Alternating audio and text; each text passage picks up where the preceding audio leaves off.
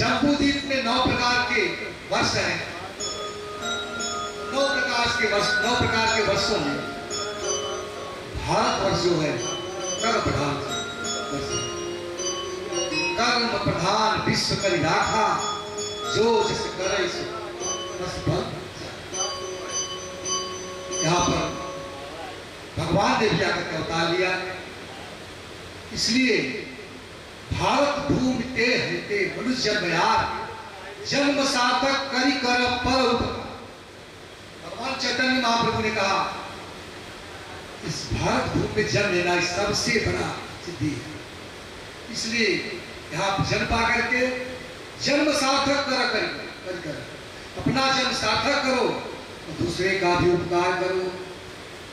न यत्र वैकुंठ कथा सुधा पगा, न साधयो भागवता सदाश्रया, न यत्र एके समधा महोत्सवा, सुरेश लोको न वै ससेव्यता। जहाँ भगवान की अमृत कथा न होती हो और जहाँ पर भगवान के भक्त निवास नहीं करते हो, न यत्र वैकुंठ सुधा पगा, न साधयो भागवता, न यत्र यज्ञ स्महा, जहाँ नित्य गीतान इत्यादि न होते हो, भगवान यज्ञ पुरुष की पूजा अर्चना न होती हो, अगर इंद्र का मूर्ति हो तो वहां भी नहीं रहना चाहिए। इसके बाद कहते हैं पृथ्वी के 99,000 जल की दूरी पर नरक है। रौरव, महारौरव, कुंभीपाक, अंधकूप, त्रिभुज, सिपत्तर, अनेक प्रकार के नरक है।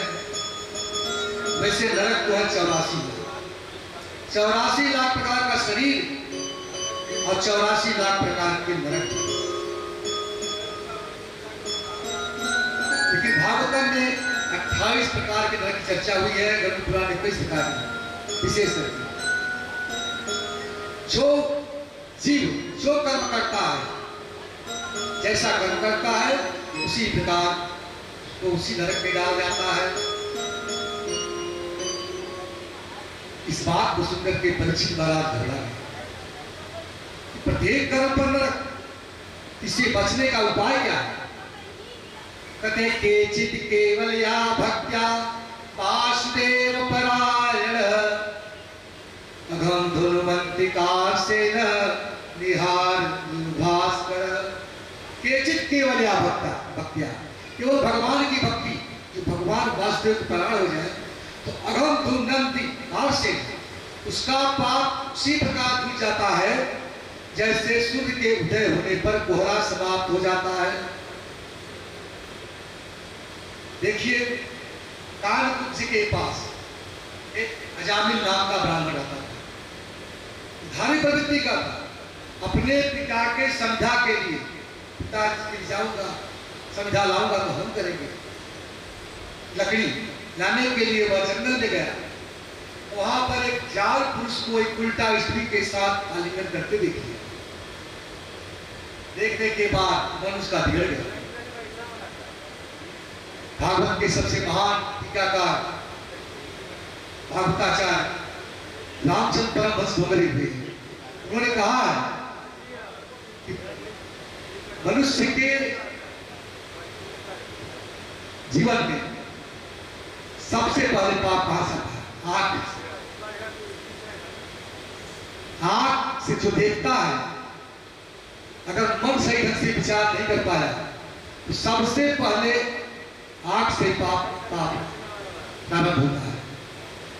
आंख मन को दिया, मन बुद्धि को दिया, बुद्धि सारा सही नहीं दिया तो व्यक्ति उसी में संलग्न हो जाता है। इस प्रकार अजामिल अपनी सुशीला पत्नी का परित्याग कर दिया, सुंदर स्वभाव की थी, पिता का परित्याग कर दिया और उल्टा स्त्री को ला करके अपने पास रख लिया और उस पिलाने के बाद उसके पालन पोषण में अनेक प्रकार का दुष्कर पाप करने लगे। अजामिल के दो अर्थ हैं। अजा माने माया,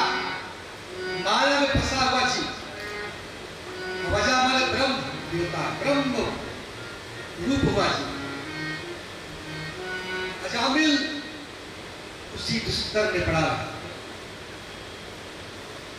एक दिन उसके आश्रम पर इस महात्मा आया। महात्मा रात बन के थे, उसको पता नहीं था इसकी पत्नी वेश्या है। तो रात बन के जब सुबह जाने लगे तो कहा अजामिल मैं तुमसे कुछ मांगता हूं। अजामिल ने कहा मैं तुमको लूटा नहीं है तो उसे मांगोगे क्या? उसकी पत्नी ने डांटी, अरे चुप रहो, महात्मा है तो कहते उसको सुनो। तो अजामिल ने कहा हे महात्मा जी क्या मांग है? कहा देखो तुम्हारी पत्नी जो है उसमें गर्भवती है, जब इसको पुत्र होगा तो इसका नाम क्या रखना? नारायण। मान गया और जब पुत्र हुआ तो उसका नाम नारायण रखा। हमेशा उसी पुत्र को बुलाता था, नारायण आओ ये काम करो, नारायण काम करो, नारायण मेरे पास आओ, नारायण पढ़ा लिखा कि नहीं, क्या किया नारायण। हमेशा कहते कहते उसका मन उसी में लग गया। एक दिन उसकी अवस्था हो गई 89 वर्ष। वह समय आ गया तो सबके लिए निश्चित होता है, और कोई निश्चित हो या न हो लेकिन मरना निश्चित है। यम के दूत आए क्योंकि जीवन पर दुष्कर किया था। यम की पास को लगा करके कारण शरीर से सूक्ष्म शरीर को खींचने लगे तो जन्म गर्भ दूसरा दुख ये मार कष्ट होता है, जैसे 100 बिच्छू के डंक की मारने की पीड़ा होती है, वही कष्ट होता है जीव जब शरीर को छोड़ता है। और जब देखा भूतों को घबरा करके दूरे किडंका सक्तम पुत्रम नारायणात्, जो दूर पर कहीं का पुत्र खेल रहा था नारायण, उसको पुकारा नारायण नारायण नारायण आओ, नारायण आओ, मुझे ले जा रहे हैं। उधर भगवान अपने पार्षद को बुलाए, अरे जाकर मेरे भक्त की रक्षा करो, मुझे पुकार रहा है। कहा प्रभु आपको नहीं पुकार रहा है। कहा तब किसको पुकार रहा है? आपने बेटे को पुकार रहा है। अरे कहा उसके बेटे का नाम नारायण है, मेरा नाम नारायण है। कहा उसके बेटे का भी नाम नारायण है, आपका भी नाम नारायण है। तब पहले नारायण जिसका नाम पड़ा मेरा, तो कहा जाकर उसकी इच्छा करो। 4 सुंदर सुंदर पार्षद आए, हवा करके उनके गले में यम की पास को लगा दिया, पास को लगाया, पास को लगाया, और लगाने के बाद जब भगवान के जब पार्षद आए तो जो यमराज के दूत यम की पास लगाए थे उस पास को काट दिया। पास को काटा, कहा तो कहां ले जा रहे हैं? कहा महाराज हम इनके दुश्मन नहीं है, जीवन पर पाप किया है, हम इनको ले जाकर नरक पे दंड देंगे तब सुधर जाएगा। इससे जो कारागिरी बना है दुश्मनी बस नहीं बना है, वह बना इसलिए जो अपराध करता है उसको दंड देंगे और दंड देने के बाद यह सुधर जाएगा, ऐसा काम करेगा।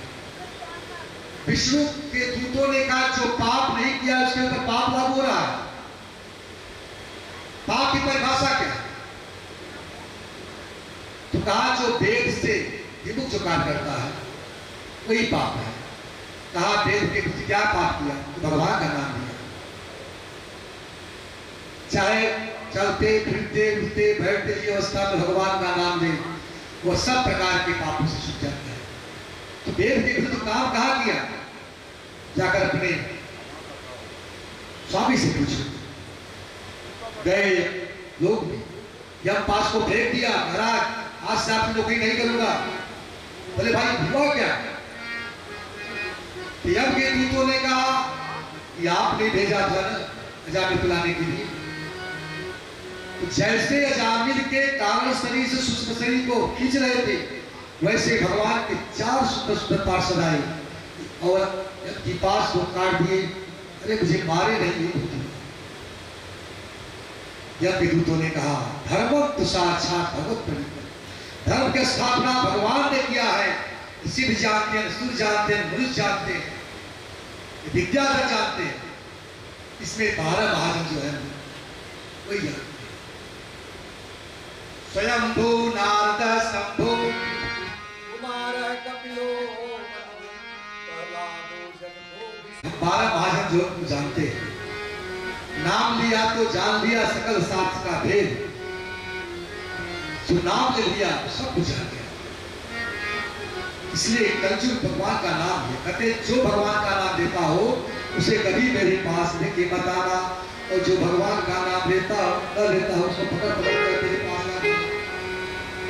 जो भगवान का एक बार नाम लिया उधर जाने का ट्राई नहीं होता, चाहे जान करे चाहे जान ले सकती, कोई जान के छुए चाहे ज्ञान दान के छुए, वह अपना स्वभाव दिखाती ही है। इसलिए सबसे बड़ा है भगवान का नाम। शरीरम स्वरूपम नवीनम कलत्रम धनम देव तुल्यम सच्चारम हरेशि पदम हरेशि कीर्तनम तथा की तथा की तथा। शरीर कितना भी सुंदर हो, इसमें इतनी सुंदर मिली हो, बिल्कुल पर्वत के समान धन हो, चारों दिशाओं में कीर्ति हो, लेकिन भगवान के चरण कमलों में मन नहीं लगा तो किसी काम का नहीं। इसलिए भगवान का नाम हर प्रकार की तो शिक्षा कर लेता है।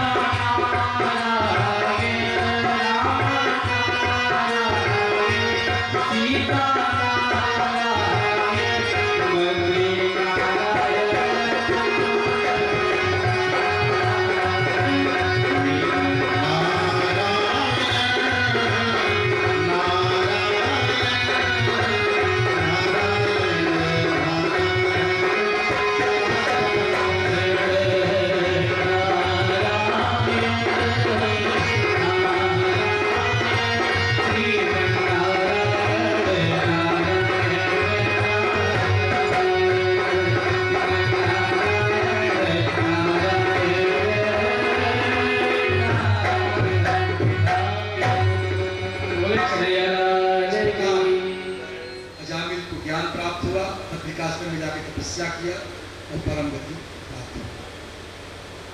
एक दिन इंद्र ने अपने गुरु बृहस्पति का परित्याग कर दिया। देवासी संग्राम जी के थे, पूरा फेस्टिवल चल रहा था, बगल में उनकी पत्नी शची बैठी थी और उसी समय उनके गुरु भी उनके गुरु बृहस्पति वहां पर आ रहे थे। इंद्र ने अपने गुरु बृहस्पति को देखा तो चाहिए था उनको प्रणाम करते, लेकिन न प्रणाम किया न उठा। उनको अहंकार था, मैं देवताओं का राजा हूं और गुरु बृहस्पति को कैसे प्रणाम करूं। गुरु बृहस्पति को मालूम पड़ गया उनकी देवड़ी संतर ध्यान है। उसी समय देवताओं को मालूम पड़ा तो अमरावती पूरी पर आक्रमण करके पूरा राज्य ब्रह्मा जी के पास गए। ब्रह्मा जी ने कहा बहुत बड़ा अपराध किया है। गुरु भी भवन तरह न कोई जो विरंज शंकर समूह। ब्रह्मा और शंकर के समान व्यक्ति भी गुरु की कृपा के भी नहीं कर सकता। एक बार राजा बलि ने अपने गुरु का अपमान किया था, मृत्यु का देखना पड़ा। दूसरी बार गुरु को प्रसन्न करके वह राव की पूजा कर दिया कि विजय हुई, इसे गुरु बनाओ। कहा गुरु किसको बनाओ? कहा एक विश्वरूप है, विश्वरूप को गुरु बनाओ जो तुम्हारा भतीजा लगता है, कष्टा का पुत्र है विश्वरूप। लेकिन इंद्र एक बात ध्यान रखना, विश्वरूप की जो मां रचना दैत्य, तो कभी हो सकता है ननिहाल का पद चले तो कोई बुरा मान ले। ठीक है, विश्वरूप के पास गए। विश्वरूप ने कहा देखिए ब्रह्म परम पद पर गया हुआ व्यक्ति भी इस कर्म से गिर जाता है। लेकिन मेरे चाचा हो आए हो तो मैं गुरु बनूं। गुरु बनकर आए, नारायण का उसका उपदेश दिया, पूरा राज्य प्राप्त हो गया। इसके बाद यज्ञ होने लगा। विष्णु जब जग करा रहे थे तो सब आहुतियां देवताओं ले रहे थे। विष्णवे नमः स्वाहा, ब्रह्मणे नमः स्वाहा, इंद्राय नमः स्वाहा। लेकिन लुक छिप करके कुछ आहुति शुक्राय नमः स्वाहा, क्योंकि ननिहाल दैत्य पक्ष का था, उनको दे रहे थे। जबकि ब्रह्मा समझा रहे थे कोई यही आपका नहीं होगा, फिर भी उनके 3 सिर थे काट दिए। एक सिर से सोमरस का पान करते थे जिसे पपीहा बना, एक से सुरापान करते थे जिससे गौरैया बना, एक से अन्न खाते थे उसे पीतर बना। और ब्रह्महत्या उनको लगा। 4 लोगों ने ब्रह्महत्या को लिया। पृथ्वी ने उषण के रूप में, जल ने फेंट काई के रूप में, वृक्ष ने गोद के रूप में, और स्त्रियों ने जो दर्शन के रूप में। 4 लोगों ने बांटा। और इधर दृष्टा लगा चक्कर ने इंद्र को मारने की योजना बनाने लगा। यज्ञ में ब्राह्मणों से बोला देखिए ऐसा मंत्र पढ़ो कि इंद्र को मारने वाला पुत्र उत्पन्न हो। तो पढ़ रहे थे ब्राह्मण, इंद्र शत्रो विवर्धस्व माशिरम जहि विद्विषं। यह तत्पुरुष समाज से बोलना था, लेकिन जल्दी जल्दी बोल दिए। इंद्र शत्रो विवर्धस्व माशिरम जहि विद्विषं। यानी इंद्र पहला था इंद्र को मारने वाला व्यक्ति। जैसे रोको मत जाने दो, लेकिन रोको मत जाने दो, उसी का 2 अर्थ हो गया। इसका मतलब हो गया इंद्र जिसे मारे वो व्यक्ति उत्पन्न हुआ। उस यज्ञ से एक बहुत बड़ा राक्षस उत्पन्न हुआ, इसका नाम था वृत्तासुर। देखते सब देवता लोग भागे इंद्र के पास, इनसे फतवा करने लगे। इंद्र ने कहा इसके लिए क्या उपाय है? तुम दधीचि ऋषि के पास जाओ, उसे हड्डी मांगो, उसे वज्र बनाओ, उसी से असुर मारा जाएगा। गए दधीचि की हड्डी से वज्र बनाए और वज्र को लेकर के वृत्तासुर की सेना पर आक्रमण कर दी। बहुत सी सेना मारी जा सकती थी। इसके बाद वृत्तासुर ने इरावत हाथी पर पुष्टिका से प्रहार किया। 28 प्रहार से गया। इंद्र के हाथ से वज्र छूट गया, छूट करके गिरा। वृत्तासुर ने कहा उठाओ वज्र, मैं जानता हूं दधीचि की हड्डी से बना है और तुम इसे मुझे मार सकते हो। अगर मुझे मारोगे तुम्हारा अमरावती पूरी सुरक्षित रहेगा, स्वर्ग का सुरक्षित रहेगा। अगर युद्ध के मैदान मारे भी गए तब पर तुम्हारी मृत्यु हो जाएगी। तुम्हारे 2 हाथ मृत्यु है। उठाओ और वज्र से मेरे ऊपर प्रहार करो। मैं निहत्या पर व्यवहार नहीं करता, सब कुछ कह रहे हैं, लेकिन इंद्र की हिम्मत नहीं पड़ रही है कि वज्र को उठाएं। उसी समय वृत्तासुर का मन भगवान लग गया। 4 श्लोक बहुत प्रसिद्ध है। इसमें धर्म अर्थ काम मोक्ष चारों पुरुषार्थ बताया गया है। अहम हरे तो पादे कमूल, अहम हरे तो पादे कमूल, दासानुदासो भुगतास्मि भूय, मनस्मरेता सुपते गुणास्ते, कीर्तिवा कर्म करोतु काय। हे प्रभु, अगर मुझे जन्म देना है तो मैं दासों के दास बनूं, मन से आपका स्मरण करूं और मन से आपका प्रदान करूं, और आप गिरी दबा कर्म करो है और पानी से आप अभ्यर्थ करते हुए जवाब के लिए कर्म है उस कर्म को करो। दूसरे श्लोक में मांगा, नैनाक पृष्ठमो न च पारमेष्ठमो न सार्वभौमो न रसाधिपत्यं न योग सिद्धि न भौमवा समंजसत्वा विरह्यकांसि। मुझे स्वर्ग का पद नहीं चाहिए, मुझे स्वर्ग का पद नहीं चाहिए तो ब्रह्मा का पद ले लो। तीन ब्रह्मांड के मालिक ब्रह्मा है, ब्रह्मा का पद भी नहीं चाहिए, वो व्यक्ति समाप्त हो जाएगा। पूरे पृथ्वी का रक्षक सम्राट तेरा प्रभु भी नहीं चाहिए। सातवा का पद दे रहा हो जो राजा बलि को दिया गया था, वो भी नहीं। तो आठों सिद्धियां दे रहा हो। पितासुर ने कहा प्रभु सिद्धियां भी जब तक शरीर है तभी तक, इसके बाद गायब हो जाती है। कहा मोक्ष दे रहा हूं, कहा मोक्ष में भी कोई सुख नहीं है जब तक सही तभी तक सुख। जैसे कोई चीज है जब तक दिखाई दे रहा है तब तक सुख है, और उसको तोड़ने मिट्टी मिला दिया जाए तो कोई सुख नहीं। इसलिए मोक्ष में भी सुख नहीं है। समंजसत्वा विरह्यकांसि, अगर मुझे कुछ देना है तो अपने चरणों में मेरा अनुराग दीजिए। एक भक्त आता है कि मुझे तुच्छ मुक्ति नहीं चाहिए, अगर मैं मल का कीड़ा बनूं तो मुझे बनना मंजूर है, लेकिन अगर मेरा भगवान के चरणों मेरा अनुराग है। मुक्त निराधर भगत युवाने हनुमान जी को भगवान राम जी ने मुक्ति दे रहे, बोले नहीं चाहिए, अपने चरणों में मेरा अनुराग है। और भरत जी ने कहा धर्म नयन तन काम रुचि गति न चाहूं निर्माण, जन्म जन्म मोहि राम पद यह वरदान नया। यही वृत्तासुर मांगा, गोपी जन भी मांगे, कालिया ने मांगा। इसलिए मुझे देना हो दे दीजिए। फिर इंद्र वज्र को उठाया, वृत्तासुर के साथ युद्ध हुआ। वृत्तासुर पूरे ऐरावत हाथी के साथ इंद्र को निकल गया, लेकिन निकलने के बाद जो विश्वरूप ने नारायण कवच का उपदेश दिया था, इस कवच के द्वारा उनकी मृत्यु नहीं हुई, वज्र से उसका शरीर भाग करके बाहर आ गया और ज्योति निकली भगवान में समाहित हो गई। यह चित्रकेतु नाम का गंधर्व था, एक दिन अपनी रानियों के साथ विमान पे घूम रहा था।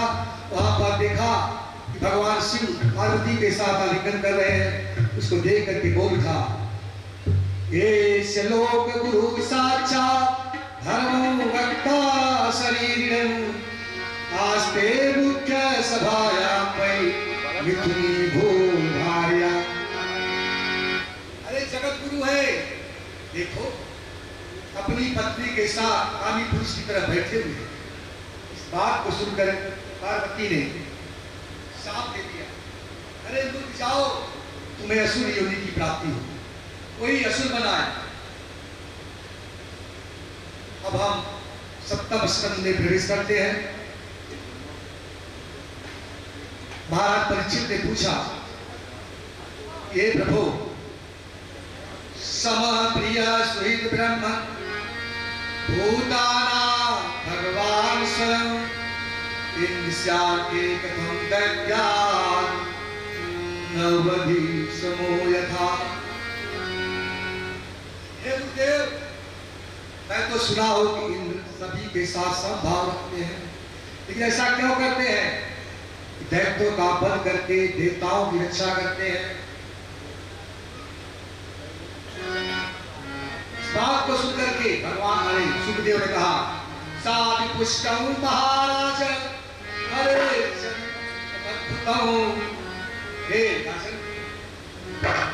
आप साधु हो, जो भगवान के चरित्र में आपका मन लगा हुआ है। देखिए, जब राष्ट्र यज्ञ हो रहा था उस समय परम देशी शिशुपाल का भगवान में लय होना और दंत वक्र की दुर्लभ गति को देख करके युधिष्ठिर के मन बड़ा आश्चर्य हुआ। उस रहस्य को नारद से पूछा कि प्रभु ऐसा क्यों? और नारद जी ने कहा, देखिए दिति जो है भेद बुद्धि है। भेद बुद्धि की दो संतानों की, हंता ममता याचना किसकी। युधिष्ठिर महाराज ने कहा कि मुझे प्रहलाद कथा सुनाइए, जो कि उनका जो पिता था हिरण्यकशिपु, प्रहलाद तो भगवान के भक्त थे। भगवान के भक्त होने पर उसने इतना त्रास क्यों दिया, सताया क्यों, दुख क्यों दिया? इसलिए प्रहलाद कथा सुनाइए। सुखदेव ने कहा, देखिए भगवान को जो भी जिस भाव से भसता है, भगवान उसी भाव से उसको भी भसते हैं। हिरण्यकशिपु भगवान विष्णु का पक्का दुश्मन था। जब बारह भगवान के रूप में आकर के हिरण्यकशिपु का वध किए, उसी समय का पक्का दुश्मन हो गया। अपनी माता को उपदेश दिया लेकिन उपदेश का पालन नहीं किया। जैसे कोई शेर अगर एकादशी रखे तो ऐसा नहीं एकादशी के दिन मांस नहीं खाएगा। इसलिए दुष्टों पर भरोसा नहीं रखना चाहिए। बने पिसिंगा मृगमांस भक्षिणो चरंती। भग में सिंह मांस को खाएगा, कीड़ को नहीं खा सकता। इसी तरह एवं कुलीना व्यसनाभिभूता नदी च कर्मा समाचरण। ऐसे कुलीन में जो उत्पन्न हुआ है वह कभी नीच कर्म नहीं कर सकता। तो हिरण्यकशिपु का कोई भरोसा नहीं। तो हिरण्यकशिपु तपस्या करने के लिए चला। देवताओं में खलबली मच गई कि अगर हिरण्यकशिपु इसी तरह करता रहा तो हम लोग क्या हो? ये तो बलशाली ही है, उसे तपस्या के लिए जा रहा है। तपस्या के लिए जा रहा था तो उसकी पत्नी कयाधु ने पूछा कि महाराज कब आओगे? बोले बहुत काल के बाद तपस्या पूर्ण हो जाएगी तब आओगे। वो गया तो गुरु बृहस्पति एक तोते का रूप बनाया और जहां तपस्या कर रहा था जिस वृक्ष के नीचे बैठ करके, उसी वृक्ष पर बैठ करके बोलना प्रारंभ किया, नारायण नारायण नारायण। तो बहुत अच्छा है, अरे नारायण नारायण बोलने लगे। उस समय हिरण्यकशिपु ने सोचा कि तो ये दुश्मन का नाम ले रहा है। उसी समय वहां से उठकर चल दिया, मूड ठीक नहीं है। फिर गया तो फिर नारायण नारायण करने लगे, फिर चले गए। इसी तरह कई बार उठा, कई बार बृहस्पति नारायण जी करते रहे। वो चला आया घर आया तो कयाधु घर के बारे नहीं पूछी, तो मैं पूछूंगी तो मेरे पर विपत्ति बढ़ जाएगी। इसलिए कहा कि स्वामी जी आप तो कह रहे, उसने जो देवताओं को प्रिय होता है वही भोजन बनाया और खिला पिला के संतुष्ट की।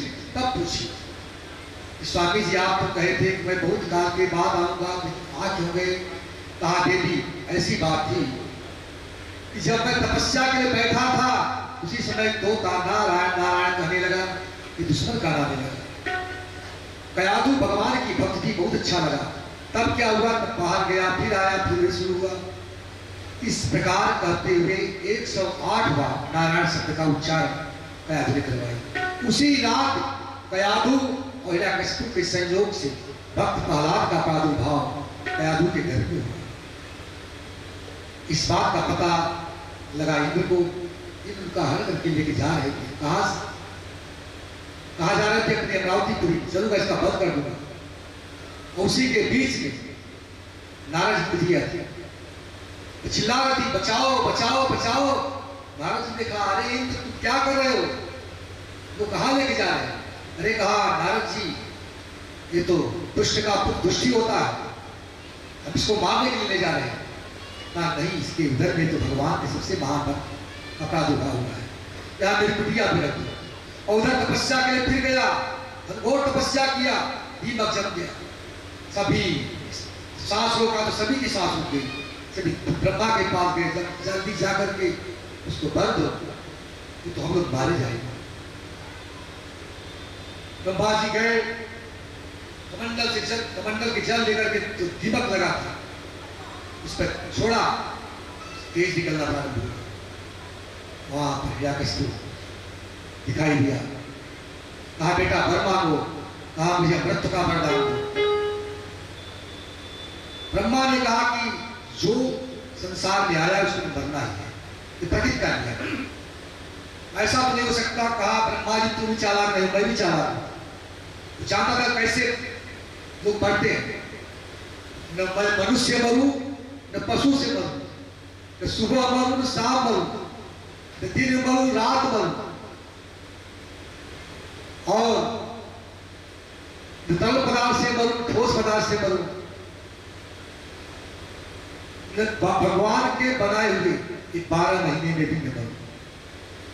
12 महीना उसने भी ठीक है, वरदान चले आए। और इधर नारद जी के उपदेश से प्रहलाद महाराज में दृढ़ता आ गई। माता रहो नलेश, नारद के उपदेश को जो धर्म गर्भ माही ज्ञान दे, गर्भ में ही बहुत महान भक्त हुई प्रहलाद महाराज। प्रहलाद 4 पुत्रों में सबसे छोटे थे, उनको भगवान की भक्ति का ग्रह लग चुका था। चारों तरफ भगवान को देखते थे, जहां बैठते थे, उठते थे, खाते थे, पीते थे, सब जगह भगवान कृष्ण को देखते थे। जब हिरण्यकशिपु आया तो उसने अपने बेटे को सटदैव के स्कूल में, शुक्राचार्य पाठशाला चल रही थी, उसमें भेज दिया पढ़ने के लिए। जब पढ़कर आया, बेटा प्रहलाद, उसकी पत्नी सब प्रकार से अलंकार सब उस करके उसकी गोद में दिया। तो सबको इच्छा होती है मेरा बेटा पढ़ने गया है तो क्या सीखे। प्रहलाद ने कहा, तत्साधु मन्ये सुर देहिना समा समोपेग्न दिया मसद्ग्रहा हित्वाम हित्वापातं ग्रह अंधकूपं बनो गतो गरीर मासे। हे पिताजी, सभी गृहस्थों के एक धर्म है कि वह भगवान का भजन करे, लेकिन जो ऐसा नहीं करता संसार में लगा रहता है। जैसे लोग अंधकूप में गिर जाते हैं, उसी तरह अंधकूप में गिरा हुआ है, तो समझ नहीं पाता कि वह जाकर भगवान का भजन करे। जैसे कोई अंधकूप में गिरता है, कोई व्यक्ति का पीछा सिंह ने किया, जाकर अंधकूप में गिर गया, सोड़ को पकड़ा, नीचे सर बैठा है, ऊपर वृक्ष जो है उसको सफेद काले चूहे काट रहे हैं, लेकिन मधुमक्खी जो छत्ता लगाई है उसका एक एक दूध उसके ऊपर गिर रहा है, उसी को पी के मस्त है। आज पुत्र हो गया, पुत्र की शादी हो गई, बंगला हो गया, गाड़ी हो गया, कार हो गया, अनेक प्रकार की भावनाएं बनाता रहता है, लेकिन नहीं सोचता कि नीचे काल इस पर बैठा हुआ है, हाथ जब छूटेगा उस ओर से नीचे गिरूंगा मेरी मृत्यु हो जाएगी। अरे उससे निकल करके देव का सहारा लेकर के गुरु बना करके भगवान का भजन करना चाहिए। नीचे काल का जड़ सर्प जो बैठा है, वृक्ष जो है शरीर है, शरीर को सफेद दिन रात चूहे काट रहे हैं, लेकिन कामना की जो दूध गिर रही है उसको पी करके हम बस बतला लेते हैं कि हम नहीं मरेंगे। अब इस बात को सुनकर के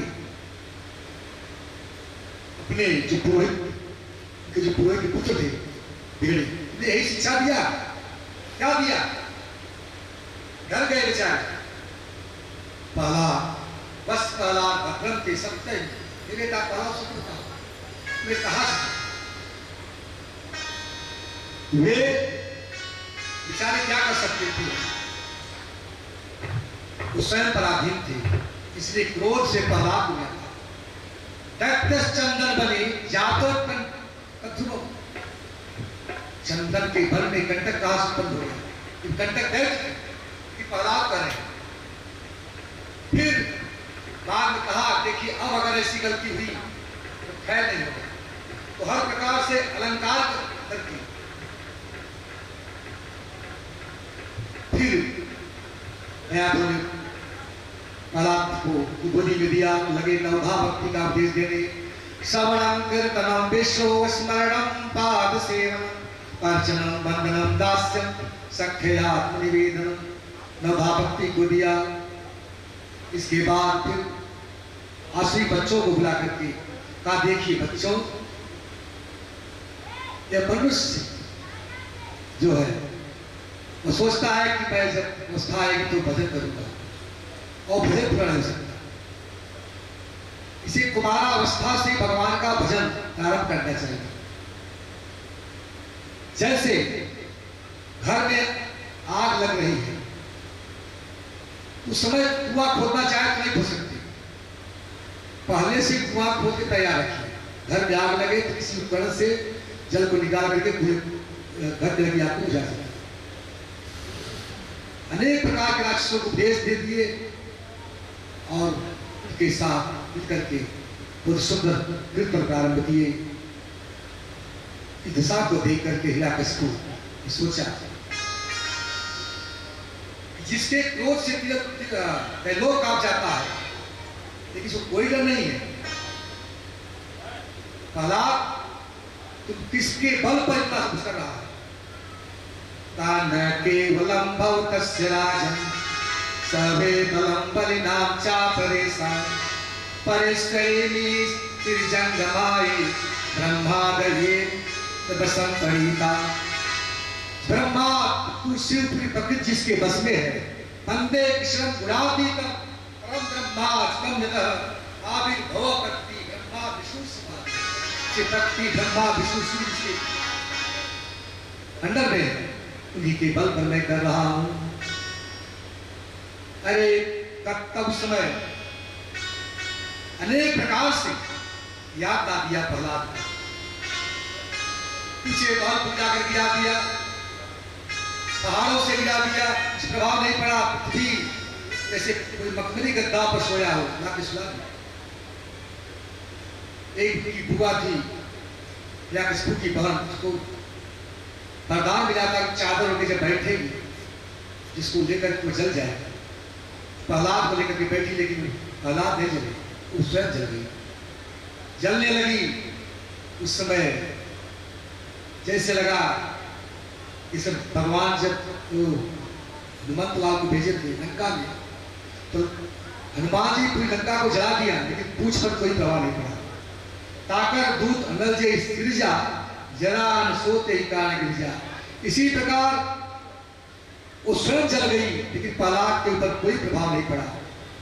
एक दिन हिरण्यकशिपु ने अपनी पत्नी कयाधु को बुलाया, कहा तुम मुझे चाहती हो अपने बेटे को? कहा स्वामी जी अगर आप रहोगे तो बहुत बेटा उत्पन्न होगा। डर के मारा कहा आपको? तो कहा देखो इस कटोरे में कालकूट जहर है, उसको ले जाकर के प्रहलाद को दे दो। कयाधु कालकूट जहर को लेकर के कटोरे में जा रही है, उसका पैर डबका रहा है। अरे कौन माँ है जो अपने बेटे को कालकूट जहर पिलाई? लेकिन हिरण्यकशिपु के डर से जा रही है। प्रहलाद समझ गए, बोले माँ ये तुम्हारी दशा कैसी हो रही है? उसकी माँ ने कहा बेटा मैं क्या करूं, तुम्हारे पिता ने इस कटोरे में कालकूट जहर को दिया है आपको पीने के लिए। अरे कहा माँ इसके लिए इतनी दुखी हो रही हो? ये तो मेरा मामा है, समुद्र से अमृत भी निकला, समुद्र से जहर भी निकला, लेकर के बड़े प्रेम के साथ पी गए, कोई प्रभाव नहीं पड़ा।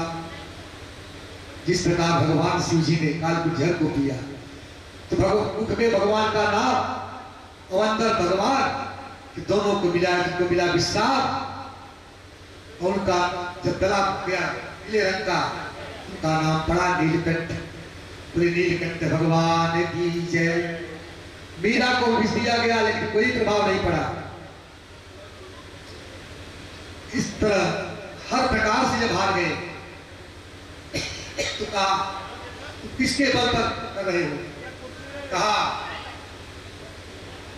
जिसके अंदर में पूरी प्रकृति है, ब्रह्मा विष्णु महेश। कहा तुम्हारा भगवान है? कहा अरे पिता तुम बावरे। कहा बताऊं राम, मुंह में तो में खड़खम में देखो जहां देखो कहां भगवान है। सिया राम मैं सब जग जानी, अहम सर्वस्व प्रभो मत्ता सर्व प्रवर्तते। सो अनन जाके मत कतरई हनुमंत, मैं सेवक चराचर रूप स्वामी।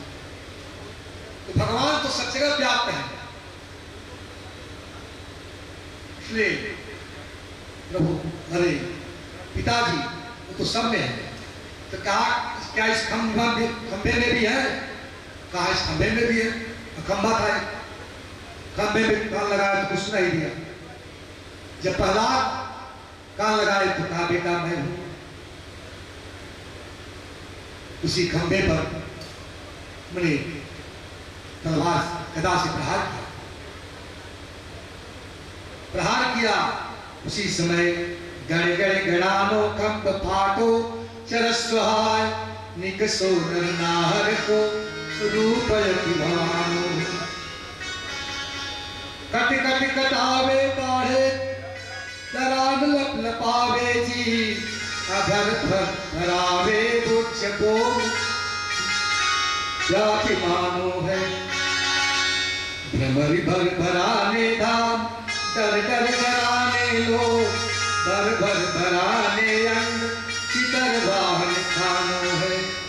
कहत रघुनाथ को कर जो नरसिंह जो, प्रलय को पयो विमानो, तड़प तड़ानो है।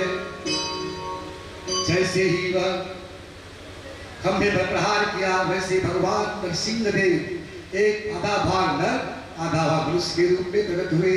बोले नरसिंह देव भगवान की। तो भगवान नरसिंह देव प्रकट हुए और जो तो हिरण्यकशिपु जो है गदा लेकर के युद्ध करने के तैयार हो गया और भगवान हिरण्यकशिपु को पकड़ लिया। हिरण्यकशिपु ने कहा तुम मुझे नहीं मार सकते। कहा क्यों?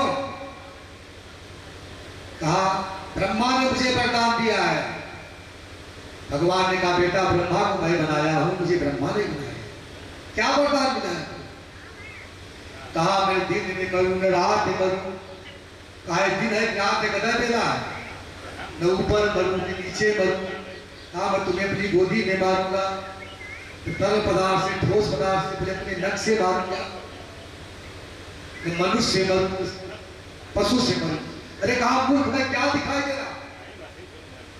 मैं मनुष्य हूं पशु? कहा ब्रह्मा के बनाए हुए 12 महीने में मैंने कहा मैं तुम्हें मारने के लिए स्पेशल महीना बनाया, इसलिए पुरुषोत्तम मास। अब क्या करें?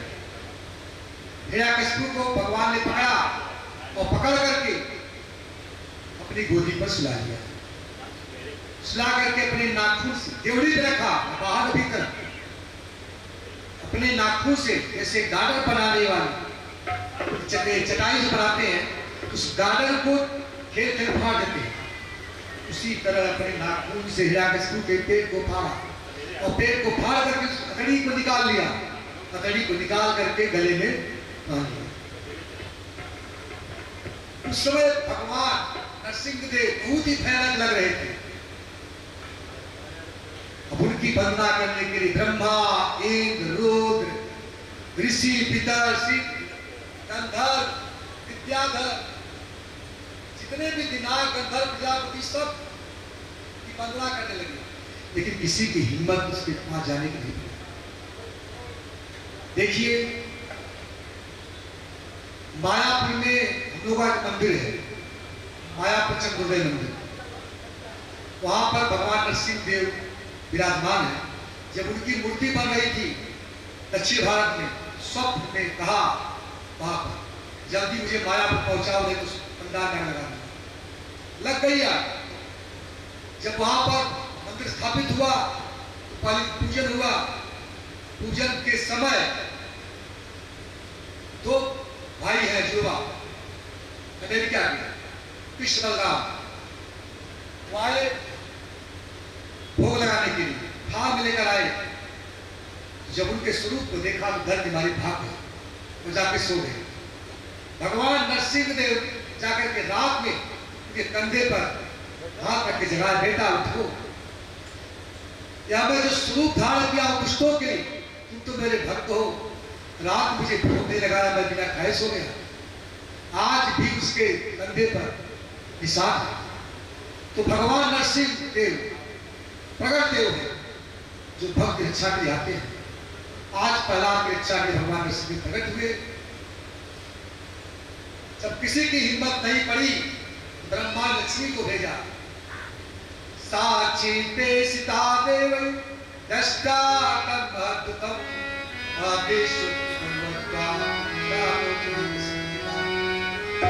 लक्ष्मी आरती का थाल सजा करके भगवान के पास गई, लेकिन उस स्वरूप को जो देखी डर के मारे थाल को फेंकी और भाग गई। इतना भयंकर भगवान दिखाई दे रहे।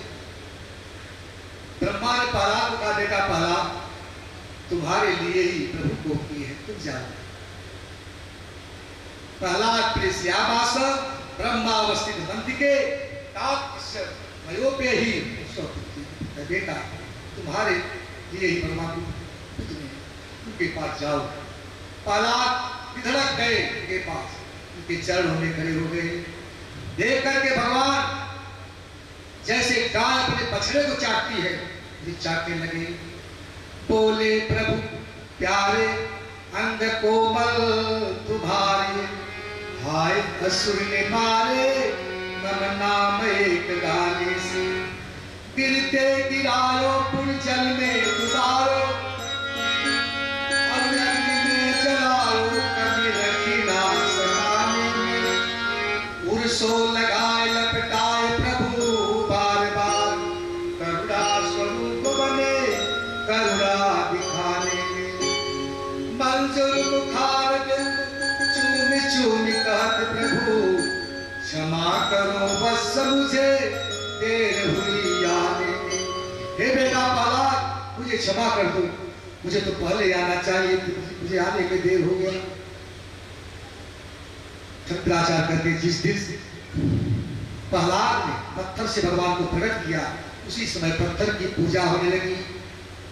काल कृपाल कृपाल कहूं पितकाल कराल बिलो कई भागे, राम कहा सब ठावे कंबन।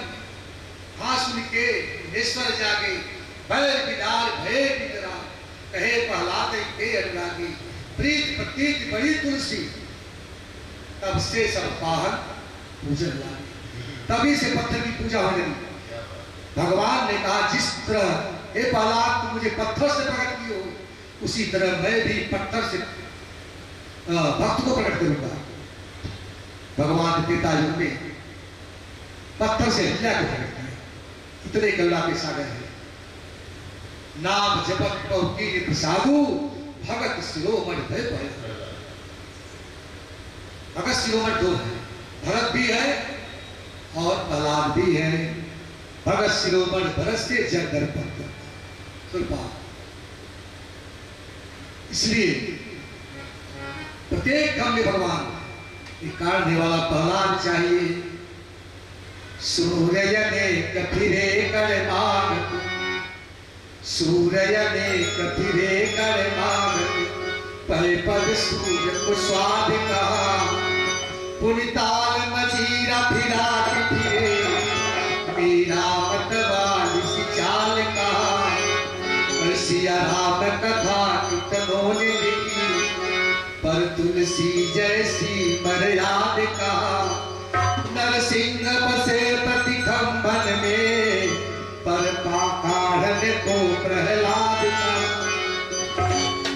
इसलिए प्रहलाद जैसा व्यक्ति हो तब तो भगवान प्रकट हो। भगवान आके उनके चरणों में गिर पड़े और भगवान नन्हा सा बालक जो देखा, उनका हस्त कमल हस्त के पड़ा, सारा तो दूर हुआ। प्रहलाद ने कथना किया कि ब्रह्मोदय सुनियो सिद्धा सत्य काल मतयो बच्चा प्रवाहे नारा विधान पुण्य धुनो विष्णु किम दोष नरिहत्सन नहीं ब्रह्मा देवता ऋषि मुनि भी बड़े बड़े सिद्ध जो है निरंतर